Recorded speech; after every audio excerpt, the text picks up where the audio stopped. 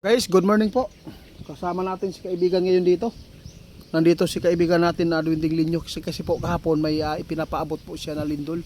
Nangyari po agad kaninang madaling araw. Ngayon, mayroon na po siyang babala sa lahat po ng nakasagupa. Mayroon pong lugar dito na mapagbuntungan po ng malakas na lindol po. Kaya maghanda ang lahat. Kasama po natin si kaibigan. Kaibigan, good morning. Salamat po sa pagkapaabot.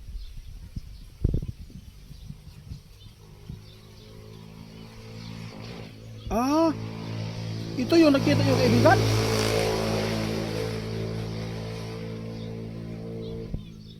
Naku po. Guys, nag-alala si kaibigan ngayon, no? Kasi maraming lugar po ang naka-experience ng mga pagyanig ng lindol. Natatakot si kaibigan. Pangalanan po natin ang pinaka-delikado po ngayon sa lindol, no? Yung matatamaan ng malakas kasi may nakita si kaibigan dito guys na malapit na talaga ang malakas na lindol na tatama sa bansa natin. Nakakatakot mo po ito, pero ito po talaga ang dahilan kung bakit ipaabot para masupla at saka hindi yung mga tao hindi magpapanik kung makapakinig sila sa mga video ng ating kaibigan. No, kaibigan, kung anong lugar po yan na para po may paabot natin?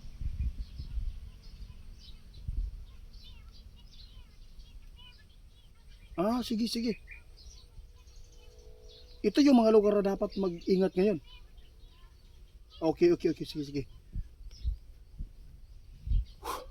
Guys, kung lugar nyo po ito, no? Unang-una sa Cotabato, makaranas daw kayo ng malalakas na lindol dyan kung nagpapatuloy man po ang pagyanig sa ibang lugar din.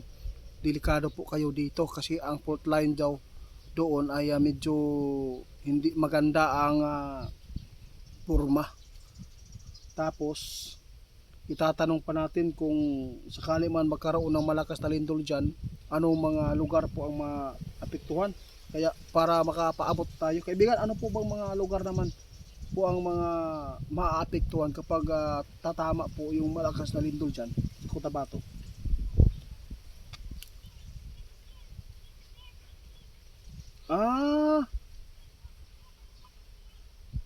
Ito po yung mga lugar na nakikita rin po ninyo na maapektuhan. Kaya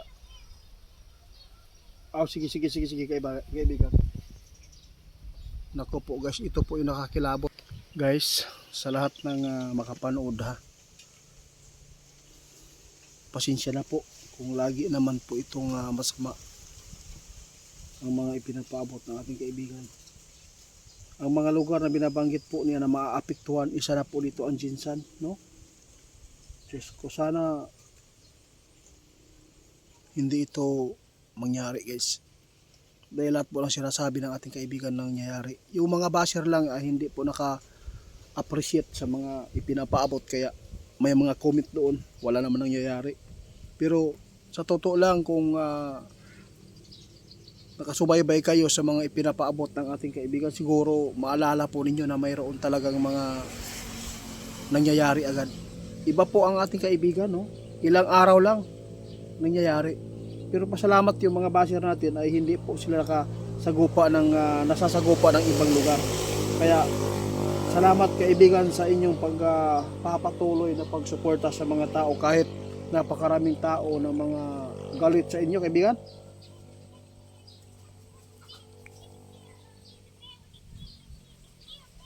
Sige.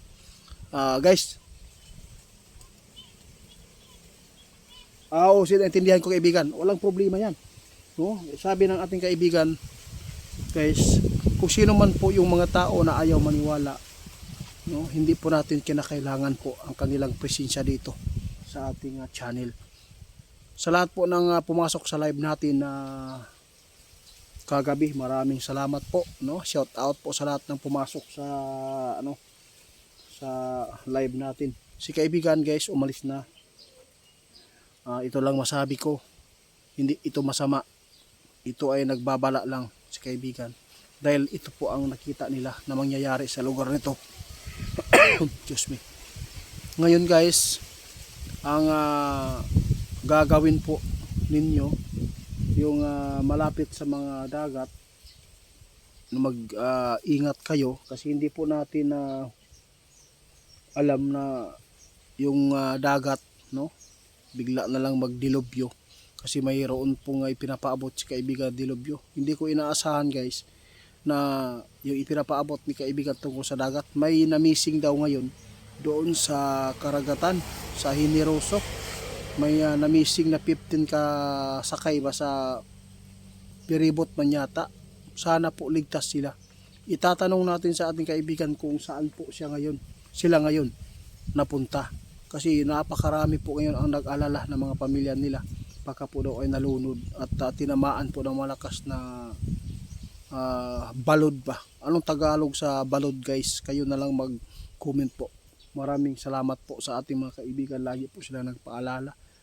Napakabuti talaga guys. Tandaan ninyo, nakakatakot man ito pero at least nalaman ninyo kung ano po ang mangyayari.